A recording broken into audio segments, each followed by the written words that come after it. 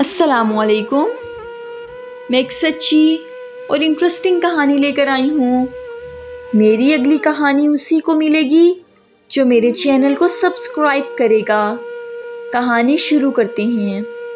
میرے دل کی کچھ باتیں ہیں جو میری بیوی جو مجھے چھوڑ گئی تھی اس کے نام لکھنا چاہتا ہوں۔ ہاں، میں نے کبھی تم کو گالی بھی نہیں دی تھی، کبھی اونچی آواز میں بھی بات نہ کی تھی۔ تم کو بہت چاہا تھا میں نے۔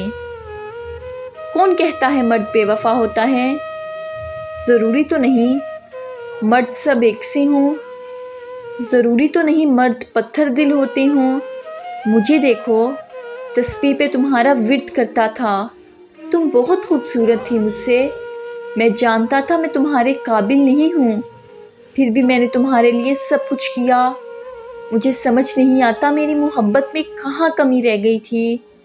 تم مجھے آخر چھوڑ کر کیوں گئی؟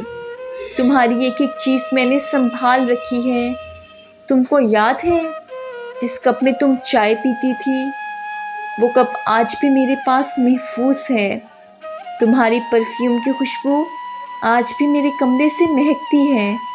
ہاں، میں مرد ہوں نا، میں چیخ چیخ کر رو نہیں سکتا، میں درد بیان نہیں کر سکتا اپنا، میں کسی کو اپنی بے بسی نہیں بتا سکتا۔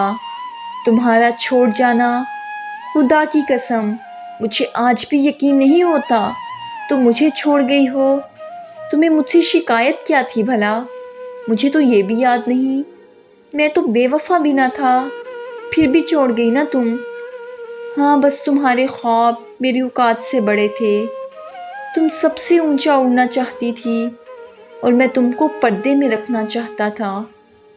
تم نے جدا ہو کر ایک احسان ضرور کیا تھا مجھ پہ۔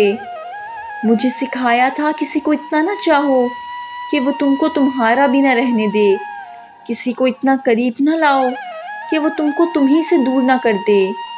تم کو یاد ہے نا میری شرط یہ تھی کہ جب کسی دوسرے سے نکاح کرو گی مجھے ضرور شادی پہ بلوانا۔ میرے سامنے جب تم کسی اور کو قبول کر رہی تھی میرے آنسو بھی چیخ رہے تھے۔ تم بہت خوش تھی نا مجھے برباد کر کے؟ ہمیشہ اپنے ہی کیوں برباد کرتے ہیں؟ تمہارے جانے کے 5 سال تک میں زندگی سے منہ موڑے رکھا، جینے کی کوئی وجہ ہی نہ تھی۔ شاید تمہارا ملنا پھر بچھڑنا ضروری تھا۔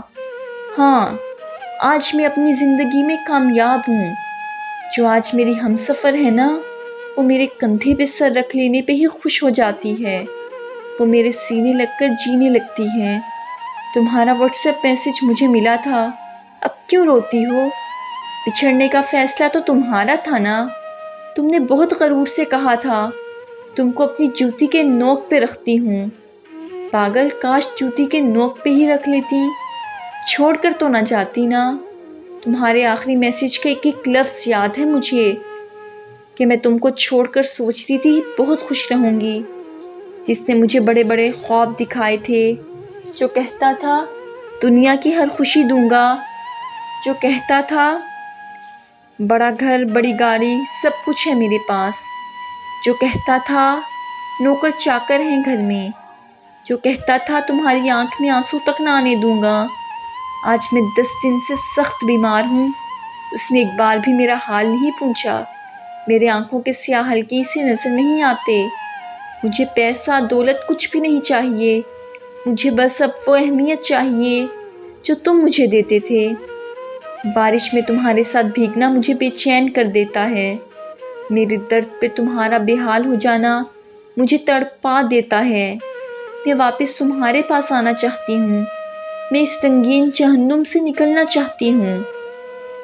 تمہارا یہ میسج پڑھ کے دکھ تو بہت ہوا مجھے، کچھ پل ہی صحیح ہم ہمسفر تو تھے۔ ہاں، مجھے تمہاری آج بھی بہت فکر ہوتی ہے۔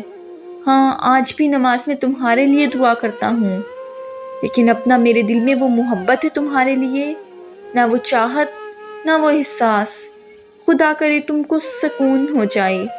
سب فیصلے تمہارے تھے، بچھڑنا تمہارا تھا، مجھے دکھ دینا چاہتی تھی۔